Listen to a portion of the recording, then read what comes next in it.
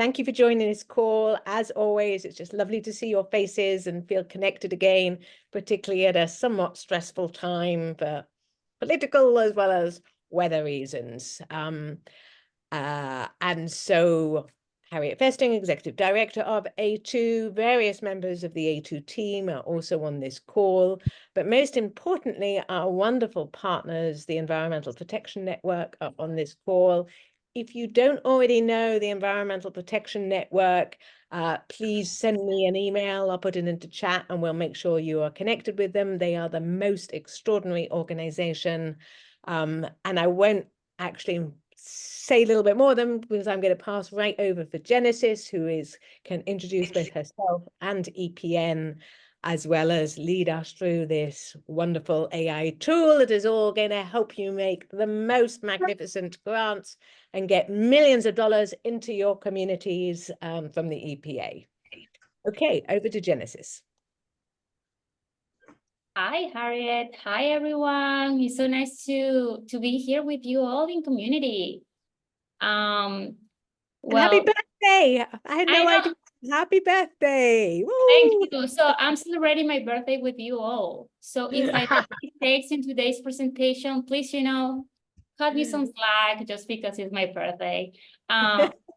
So we have a really nice presentation. We're going to be talking about technology and AI. And I know, these are like topics that we're not all super well versed on, and I'm including myself in this, but we're going to try to break it down. I have in this call part of my team, including Caitlin, who is going to be monitoring the chat. Caitlin, if you want to say hi, just really quick. Hi, everyone. I'm Caitlin. So Kathy can be here today, I think, because, Kathy is also like dealing with the storm, with Milton, and hopefully everything goes well. But we have the team in here. I'm going to be talking about a lot of stuff, and I may have like my two screens like all covered with stuff. So if you raise your hand and I don't get to see you, or you put something in the chat, Caitlin will let me know and she'll interrupt me. And that's totally fine because I want to be sure that we address your questions. But we will have time at the end of the presentation to go over questions, and we'll make it like really nice, a conversation, okay? So I'm going to share my screen. Give me a second. And can you see my screen? Thumbs up? Yeah.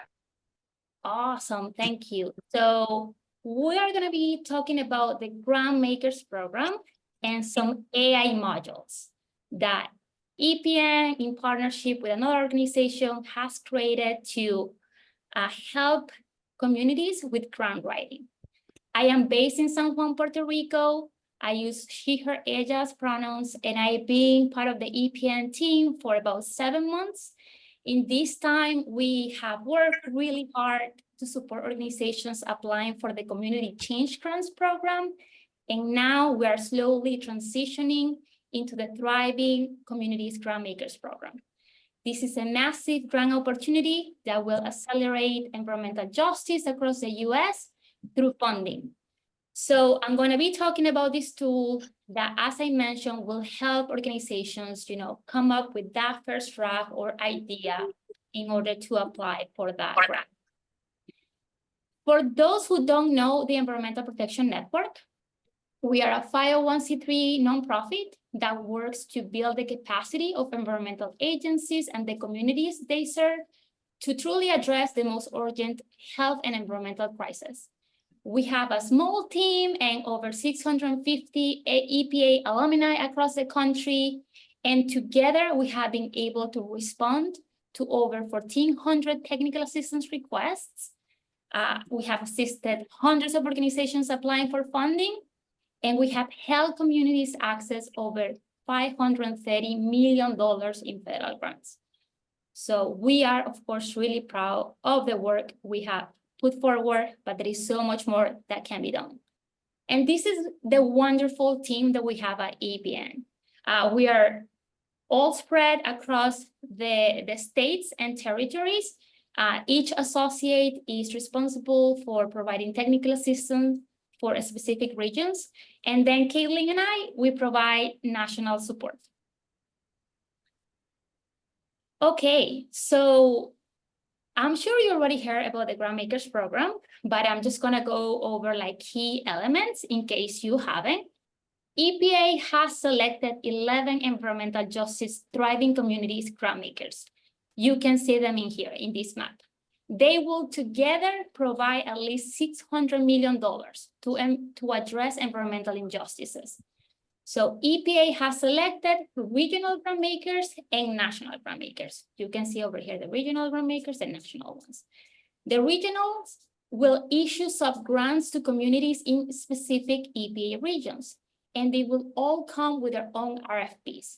I know that Region 3 already announced their RFP, Region 2 did the same, and I know we're waiting to hear from Region 10 this week. And then the national grantmakers will issue sub-grants to fill potential gaps in the regions. So this opportunity welcomes applications from community-based organizations, nonprofits, universities, local governments, tribal governments, all of them really to develop projects that are focusing on planning, development, assessment. So a lot of money in there that is up for grabs. And we knew that this was coming. And EPN is always trying to anticipate what is the next thing and how can we support communities. So AI has come, artificial intelligence to be here with us. And there have been like a lot of conversations internally where we can leverage this technology to support groups. So we noticed through CCG that grant writing was a common barrier for many groups to access funding. So to help, address this gap, EPN partnered with Grantgenie. You can see here Grantgenie. This is a company whose mission is to revolutionize the grant writing landscape by harnessing, the power of AI, artificial intelligence. And their focus is on nonprofit empowerment. So this is not just a company that does AI, this is a company that specializes on AI for nonprofits. And in this plan of, addressing the gaps and helping communities, we sort of like come up with 4 goals. Well, the first one was to really build capacity in, capacity constrained organizations by simplifying the complex process of grant writing. The second goal was to help organizations access funding in a faster and efficient way. Number 3 was to make AI technology accessible to communities, understanding that AI isn't perfect. And 4, of course, advance environmental justice and climate justice, which is why we're all here together. We share those values in common. And to do that, we have created 2 tools. 2 AI tools. One of them is the organizational overview generator, and the second one is the proposal idea generator. So for the first one, it will collect information about the organization, the mission, the description of the organization, your achievements, and it's gonna, get that information, pull that together, and give you a draft of that.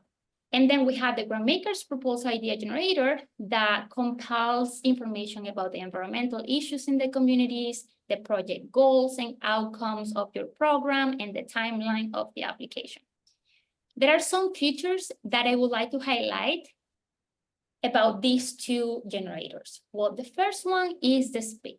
It drafts key components of a potential grant application under 10 minutes. It pulls information from the internet and from uploaded documents and the inputs that you are, feeding the module with. It provides references so that you can then later use a citation for a grant application, and is editable. So the draft that we'll provide is not going to be perfect. I would say it's, it's information that you can use, but you will have to customize that, adjust it, and tailor it to that proposal that you're applying to. Okay, so how does Grantgenie work? And to talk about that, we need to talk about AI first. So artificial intelligence is technology that helps machines to do tasks that normally require human intelligence. These include things like understanding language, recognizing images, or making decisions. AI gets smarter over time by learning from data, which makes it useful, for a wide range of tasks. And then AI uses, large language models, especially in Grantmaking, in this case, is going to use what they call an LLM. So if they ask you what is a large language model and why is this so important, it's because it generates results. So an LLM works by processing large amounts of text data, and it learns patterns in how the language works.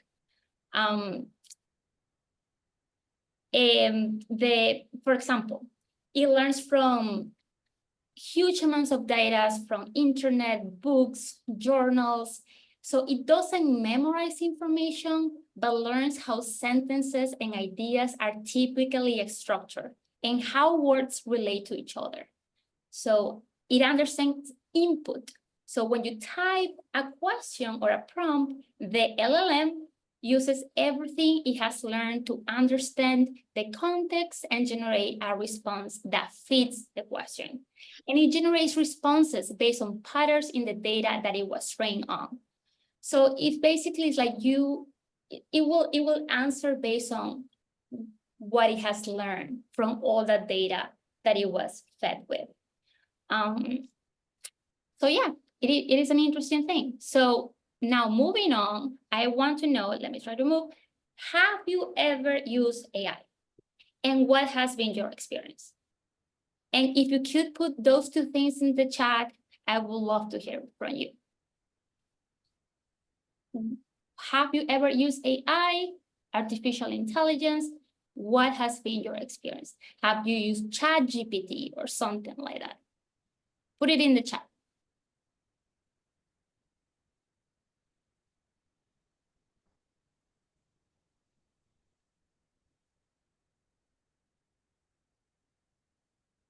Okay, nobody want to. Never use. No, I have not used AI tools. Someone like Bishop Maria says, I used it, it was fine. Someone has used it for drafting, superficial communications.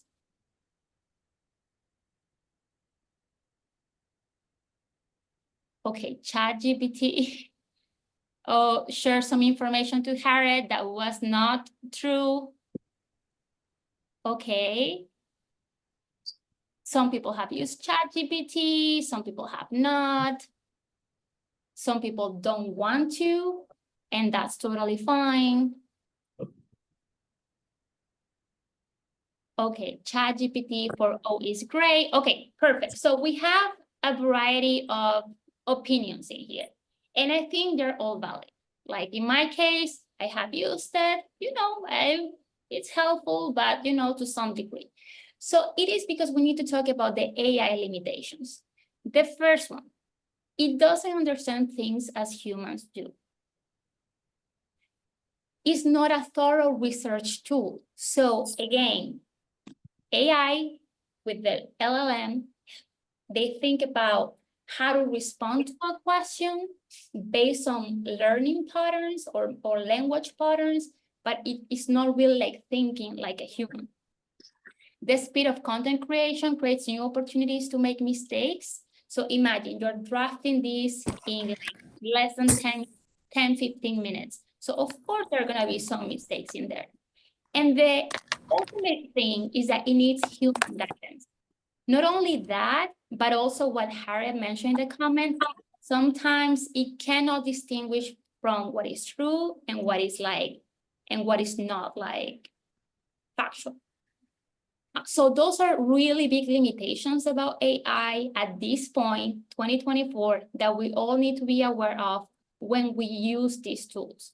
Because it means that even though they help us to get to a point, it is our responsibility to edit it and customize it and make sure that that final draft looks really good. So for grant writing, some people may say that, AI may be too rigid or lacking of creativity. So again, it is up to us to really, tailor the content and make it work for that grant opportunity that we're seeking. We will demonstrate these two tools that we created, so please bear with me. But the idea for Grant Genie and how to use it would be to check the resource hub, create an account, prepare in advance. This is very important. If you feed the tools with good information, like with high quality information, you will be able to get a better draft. If you're just, sharing a couple of words, then the text is going to be really generic. And then you'll have the opportunity to use the Grantmaker's tools for free. And then that last step that is really important, the one about editing and customizing the draft. Now, there may be some questions, and I don't know, I couldn't keep reading all the comments in the chat, but there's an important question about how's your data handled. So the first thing that you need to know is that Grant Genie uses OpenAI, like, ChatGPT, OpenAI large language models, GPT-4 and GPT-4o. The information you enter into Grant Genie is sent to OpenAI servers to be processed by that large language model. So OpenAI does not use your data to train or improve the model. But there may be some parts of your team that may have access to the model in order to troubleshoot or ensure legal compliance. And this is a very important point because, some organization may ask, well, what happens, if with my information, like if I add information to the tool, is it gonna learn from it? Is it gonna remember that I have added that information? And the answer to that is no. It will not remember the data that you've entered. As it says in step number 3, it doesn't store or remember what you've entered. And your inputs are not connected to your identity, which is really important. This is a data privacy and confidentiality disclaimer. But so the most important tip in here is that we suggest using public information or details that you're comfortably sharing. Like if there is really sensitive data in there that you don't want to share because you have reasons to not want to do it, which is totally fine, please don't. Stick to public information. Okay, so now it's time to demonstrate how to use these Grantmaker's AI tools. I'm going to be, again, I'm already sharing my screen, but Caitlin, if you could put in the chat the AI tool, that would be really helpful. So I think I do need to stop sharing. And for this demonstration, I already drafted one example. So the first thing that you'll need to do is create the account and prepare. So I have done my homework and I have prepared for this. Now I'm going to share my screen with the website. This is Grant Genie's website. This is how it's going to look like if you decide to register. It's going to ask you to register. You'll have to create an account. In this case, I already have an account. So I'm going to click in here, already have an account, and I'm going to log in. Perfect. So now, do you remember I told you about some resources that you could find in the tool? So you're going to go here where the person is here in the right upper corner, and you're going to go to the resource hub. And that is really important because in here you have important information. FAQs. What is Grant Genie? How does it work?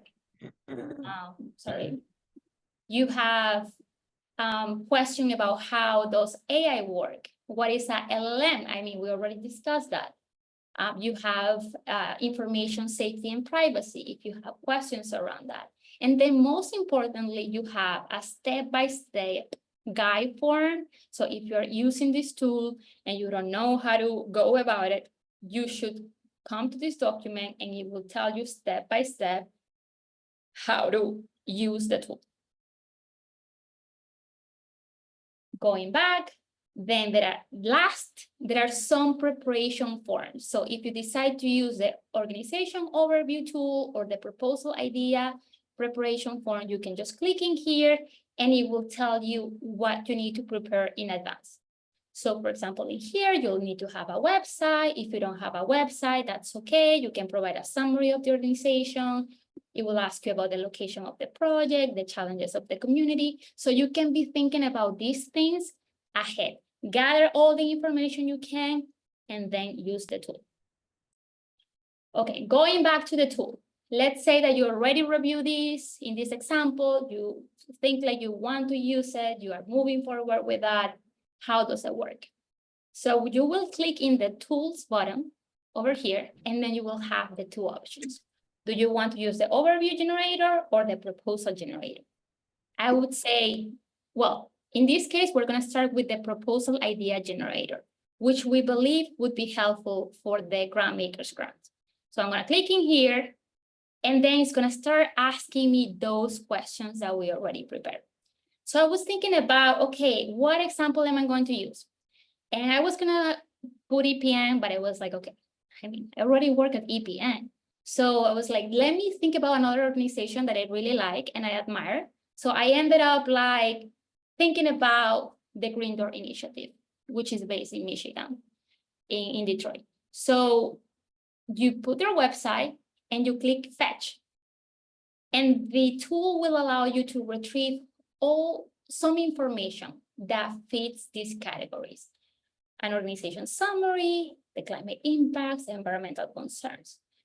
So let's say that when I read these, well, I work on environmental equity, sustainable practices, community initiatives, inclusivity. I'm like, yeah, I mean, that kind of checks out, but I would like to add more information to that.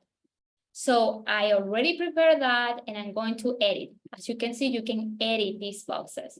So I'm going to put it in here and I'm going to put like, oh, I also work with air pollution, lack of opportunities in the green economy, and all that information. So I'm like, yes, this all sounds great. I'm going to move forward.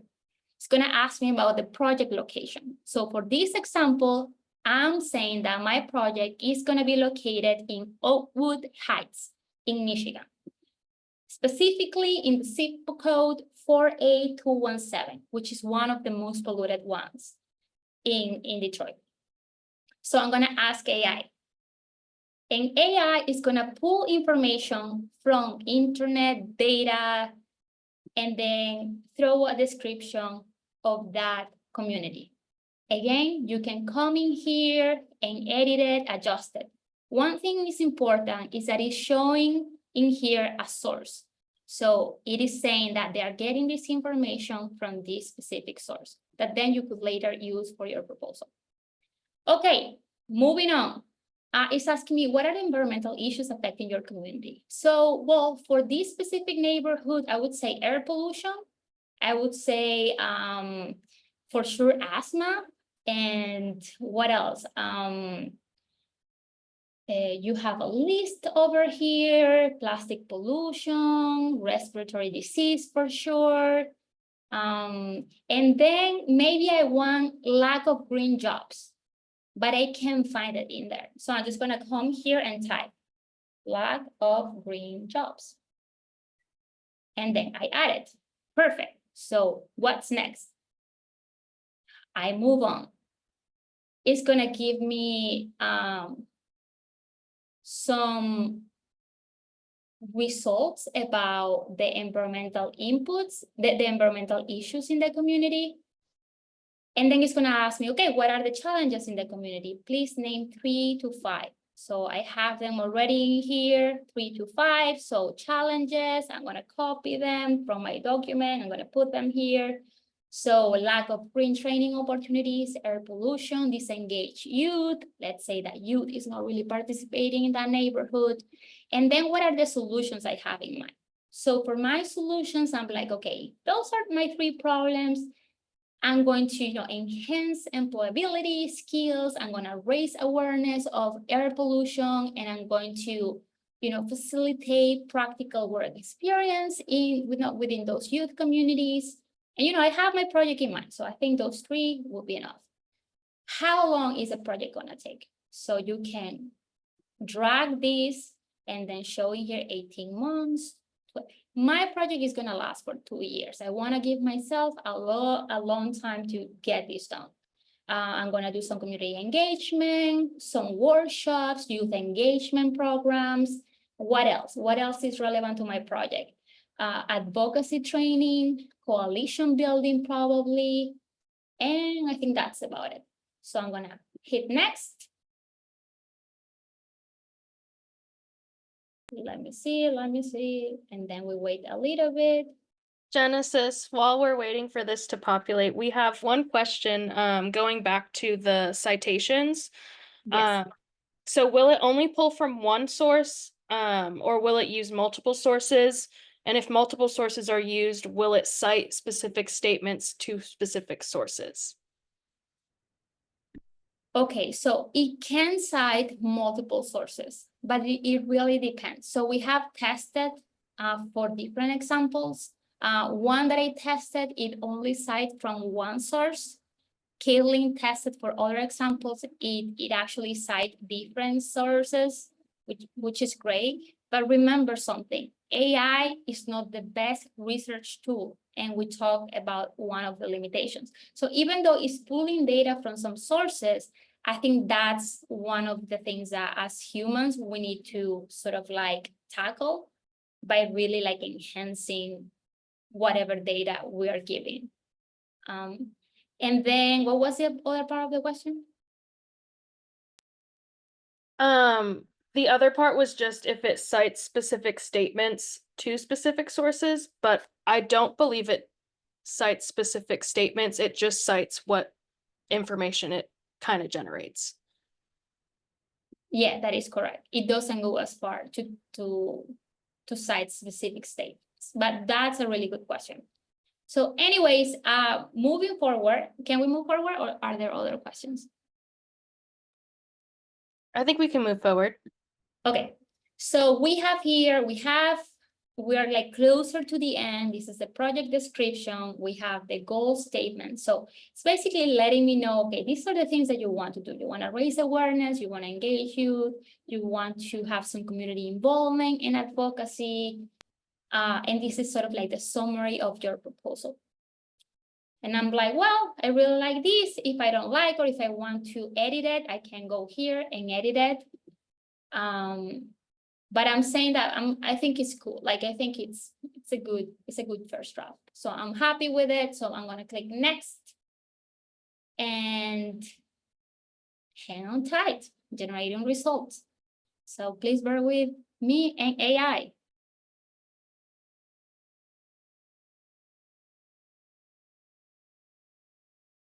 Are there any other questions in the meantime?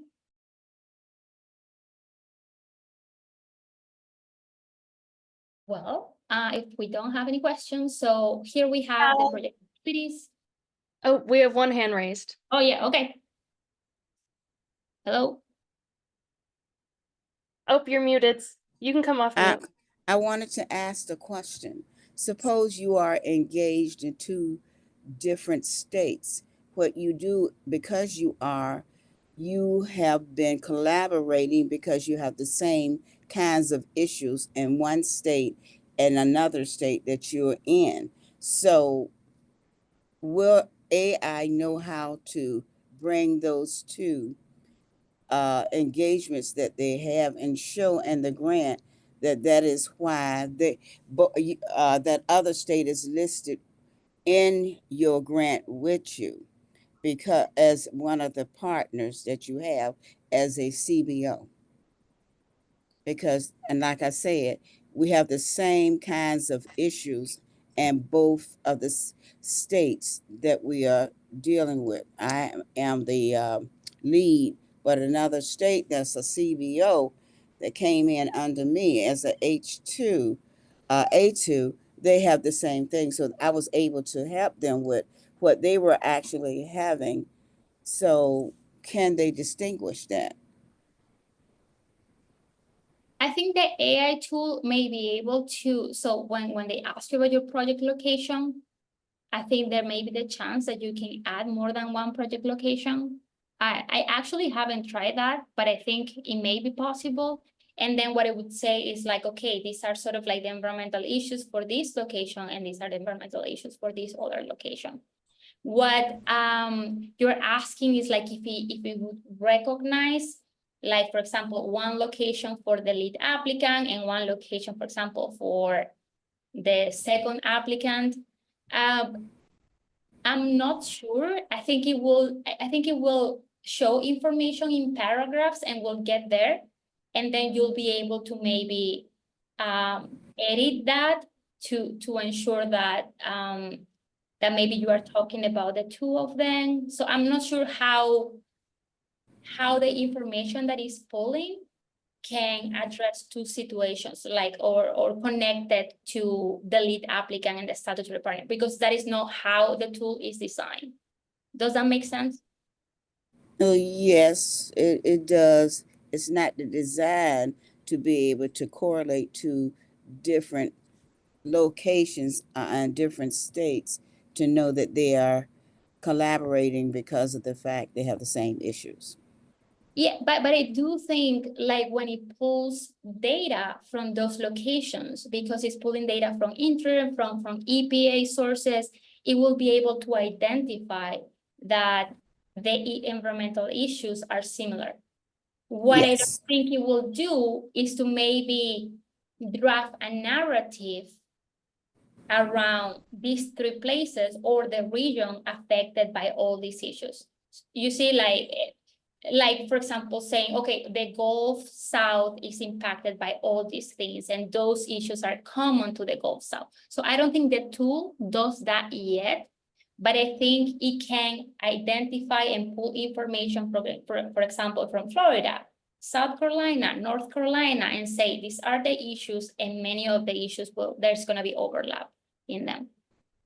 So to me, it's more sound like they can pull it together from the different areas and see they're similar, but it can also be generic at the same time.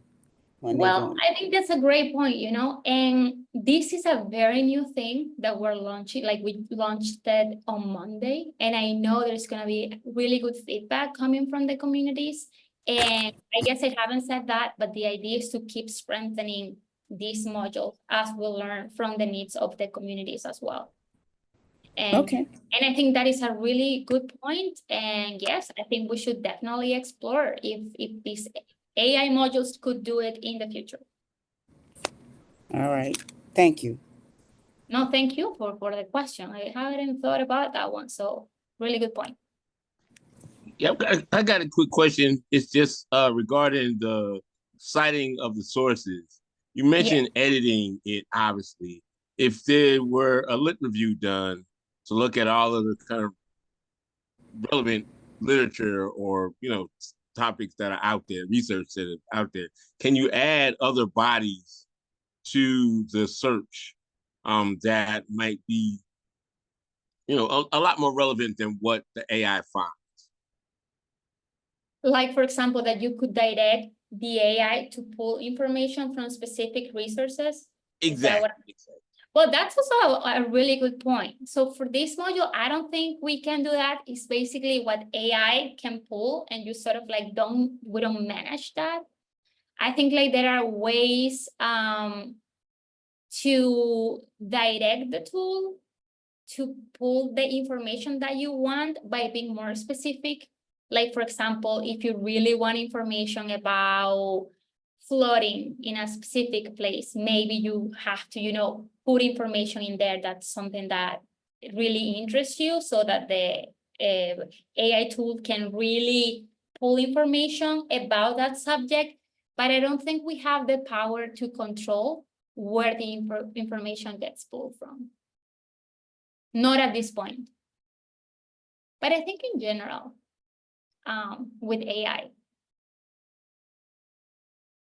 That's another good point. So let's take notes about all those questions, Caitlin, because they're really good ones. Okay, so let's move on. I've got a question. Yes. I can't figure out how to put my hand up. And now I've forgotten the question. Oh, does it take, well, I guess it's similar to Daryl's question, so I suspect you're going to say no, but just in case, the obvious thing would be that the location thing, given that it's climate and environmental justice, that the location tool could extract EJ screen reports. Does it do that? Do you know? I mean, at this point, it doesn't track the EJ, like it is not connected to the EJ screen. Like for example, if we wanted a map of the community, like, hey, I need to use, can you pull a map of the community and make sure that it appears like as orange in the EJ screen? That's something that it's not doing right now. It's just basically the narrative aspect of it. It's like, what's your community? What are the issues? It's just having some writing in there. But this is just like a first, this is like the first iteration of these modules. But like our thinking is to continue, adding things that would be helpful, like to the communities. And well, of course, the matter of funding too, to be able to pay for all those things so that they can get developed. But I also think that is a really good idea. Thank you.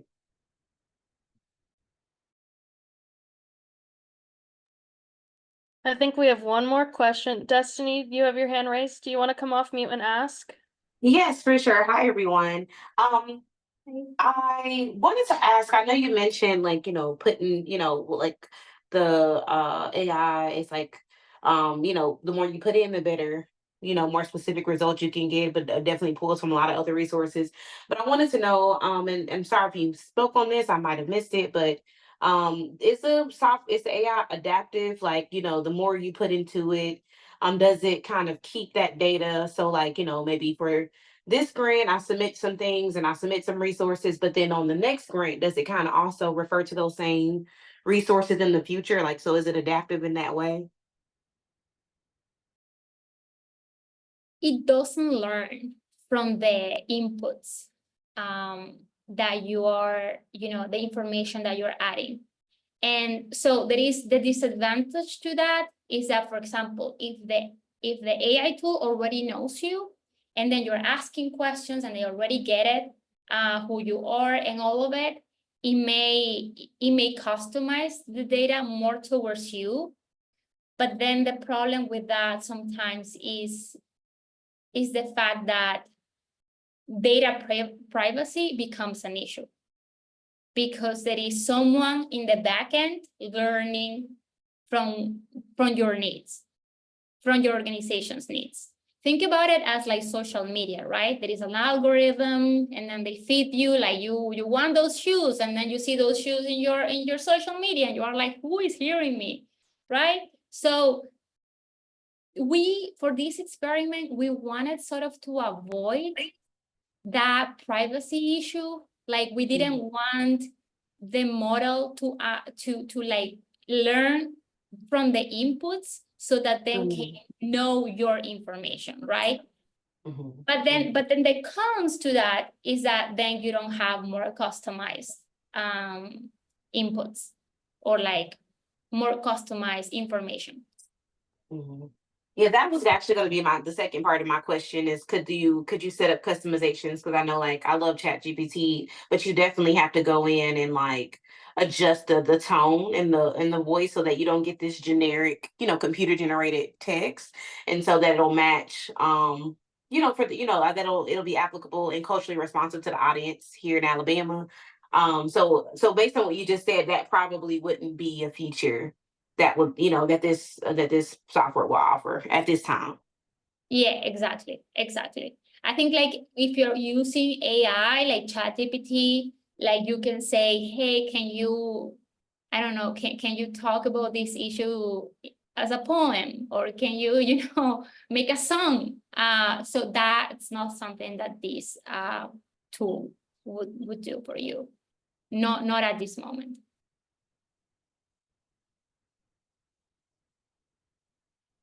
But thank you. That was a good question too.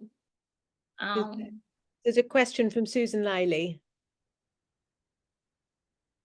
I guess I'm so lost. I'm too old to do this, and it all seems like a foreign language to me, but it's so interesting.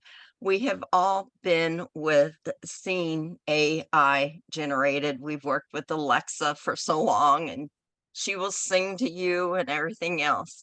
So this is a really great program. And I'm just wondering why everybody's AI assistant is leaving because they can't hear anybody talking. And I'm wondering what the charge is and how you do use it. Is there a charge for all of these? Like, you mean like a charge, like money included? Yes, yes. No, so this is a completely like free tool, the one that we have, put together. But there are many tools out there that you need to pay for them. So AI is really, artificial intelligence is sort of like taking over, is the next like hot thing, but then there are questions as to how reliable it is, how much can do, like the language sounds a little bit too general sometimes, how to make it more creative. I think honestly that AI will evolve to that point, like internet did back in the days. We were like, internet, this isn't possible, and then it was possible. It's being possible. So I think AI has a lot of limitations right now, but it's still a tool that I think we should all sort of like explore and decide then if we don't want to explore it anymore.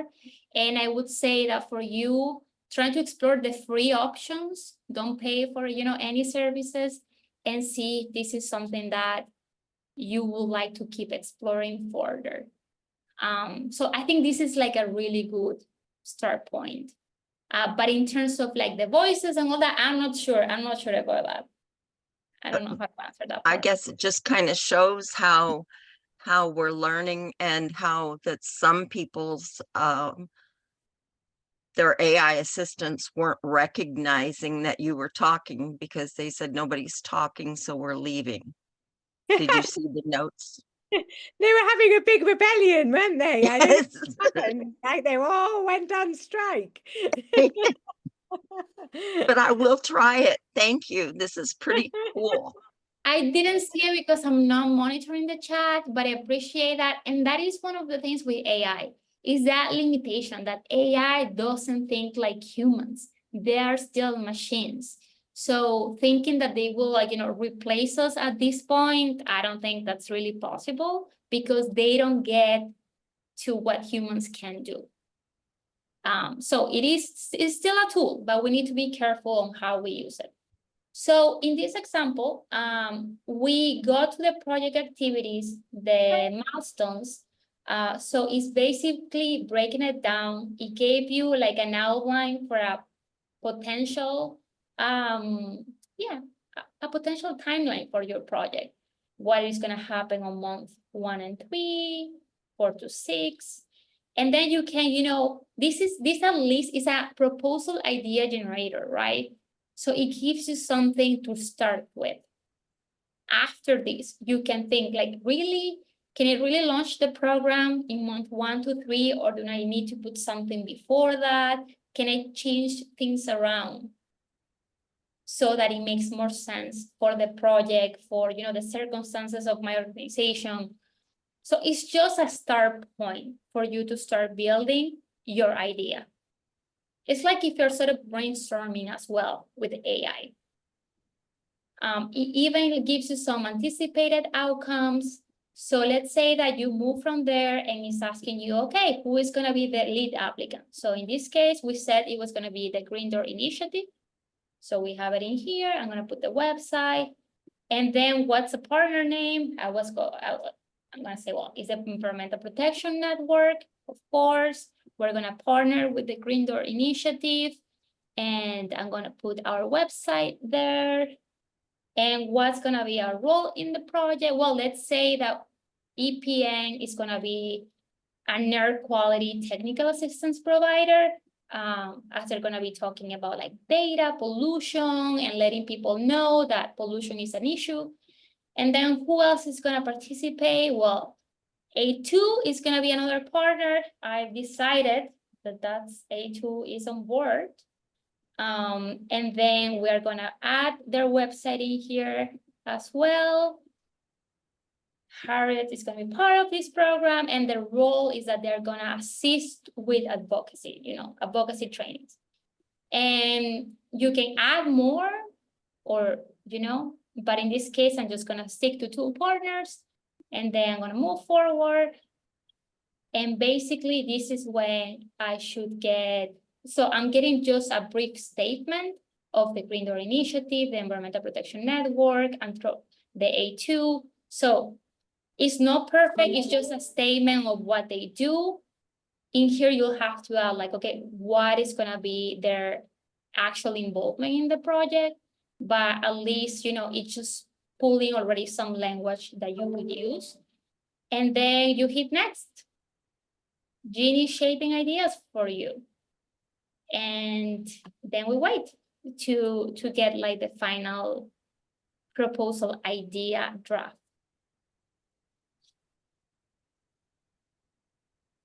It's a great name. Yeah, right? Genesis, there was some follow-up questions in the chat, just a little bit more about, maybe you could repeat about confidentiality issues and how the system might learn from data that's been put in. I know you addressed that earlier, but there's some questions that just popped in related to that. Sounds good. So I'm gonna finish here, but I'm gonna get back to that question very soon. So we have the final result. And then what you could do is like you can download the result. Oh, I hit it too fast. So you can choose different options as a PDF, as a doc, or as a text. Right now, we should click PDF because I tried the doc version this morning and it looks a little bit clumsy. So I'm gonna be talking to the creator of the platform, who, by the way, has been affected by hurricane in North Carolina, I believe. So they've been a little bit, doing family stuff, which we all understand, but we'll fix that. So for now, I would say, let's click on PDF, and then you will have, the potential project title. And it's just, throwing ideas. You don't need to stick to those ideas, but at least it's a start point.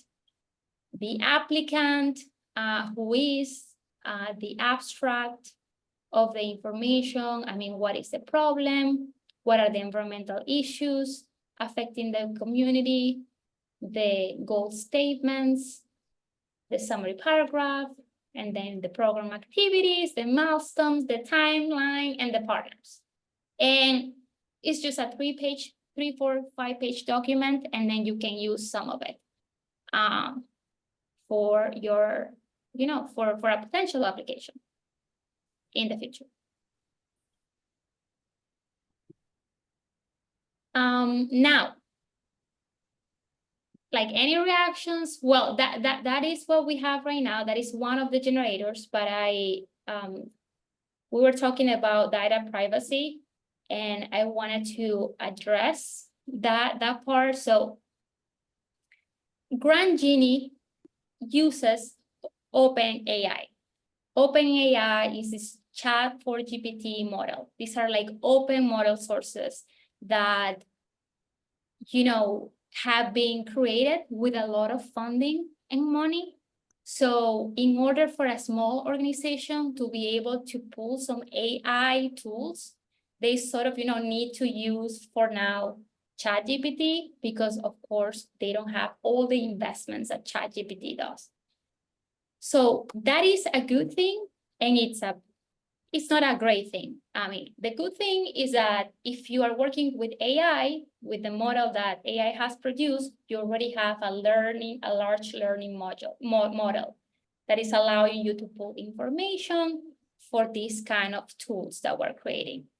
Now, what we're saying is that when you provide information through this tool, when you input your information, the tool is not learning that you specifically are putting that information. It's not learning that, for example, Genesis is interested in the Green Door Initiative, that these are the problems. The tool is not learning that.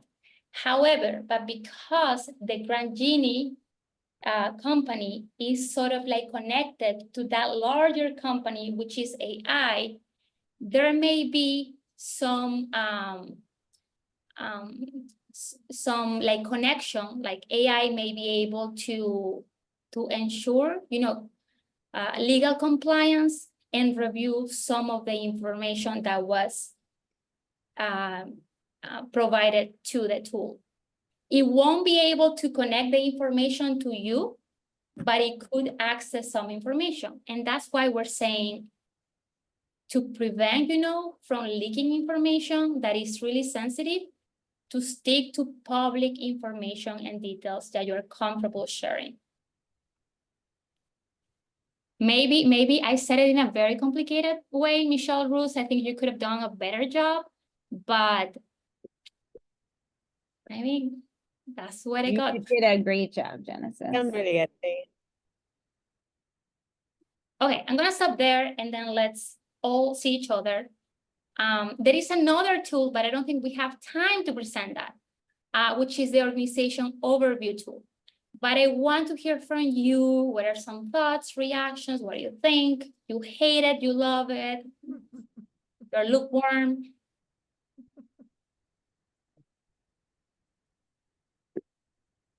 I'm happy to get started. There's a wonderful sort of sense of efficiency about it all. I think it's the point where you can take on the other sources, when you can kind of say, I want to know about air contamination. I want you to look at these sources, like, EJ Screen Tool, that would be particularly good. And I think I understood you said that couldn't happen. Michelle, you wanna go next? Yeah, no, excellent job, Genesis. Really appreciate it. I loved the chat because I think you guys were asking all the questions that we continue to ask ourselves. Is this worth it? Is this just going to be a lousy draft? Is it going to be in the voice that I need it to be in? What about the security? So we're also thinking about this. This is our best attempt at recognizing that AI is something that is out there. And while so much of the world is benefiting from it, we want to make sure that frontline communities also benefit from it, but we understand and relate to all of the different concerns. I will also just say that, like, what Genesis just showed you could be a proposal for any application. So although we are customizing this with Thriving Communities grant makers in mind, you could feel free to use this if you just need to create a couple of pages on your organization. Like, this could be used for really anything. And so don't be shy about using it for other purposes. And maybe just I'll reiterate, as you run into struggles and good moments, like, please pass those on to Genesis and Caitlin, because we want to continue to make this more useful and beneficial. So on that, and I forgot to share this slide, it's really important. So we are going to share these slides with you, and there is an email over there, grantmakersai@environmentalprotectionnetwork.org, that you could, email if you have questions, if you need support. And I'm going to be, Caitlin and our team is going to be providing office hours every other Tuesday from 2 to 3 p.m. And there is a link where you can register, and we can, help you, give you some one-on-one support if you're interested in coming to those meetings as well. Again, we'll share this, but I'm sure Caitlin is sharing those links in the chat as I speak. Fantastic. Dr. Gloria, did you want to ask a question quickly? Sure, quickly. Is there a feature in your program that a person can put in there, do not share my information? Thank you.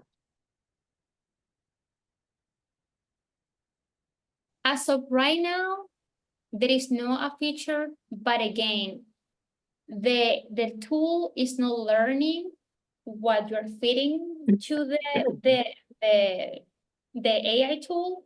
So it's just more about that, because of the connection with that bigger server, the big server may be able to see what data has been provided, right? In terms of like, in case it is like a legal issue or something, but even that bigger server will not be able to know that the data was coming, for example, from you, Andrea. Thank you. And I'm afraid we're gonna have to, sorry, were you gonna say any more? We're gonna have to cut off now because we've just got 1 minute or 30 seconds. So EPN, you just always just astonish me. You are just so amazing the way you jump in and try things out, and we are really appreciative. We know that you're working on the behalf of grassroots groups like everybody here. So thank you, and I'm sure many of our members will start to try it out and be in communication with you about it. And thank you for your work. Really appreciate it. And look forward to you presenting in 6 months' time with version 2 and a year's time with version 3, and us all helping you do that. So thank you so much. And lovely to see everyone.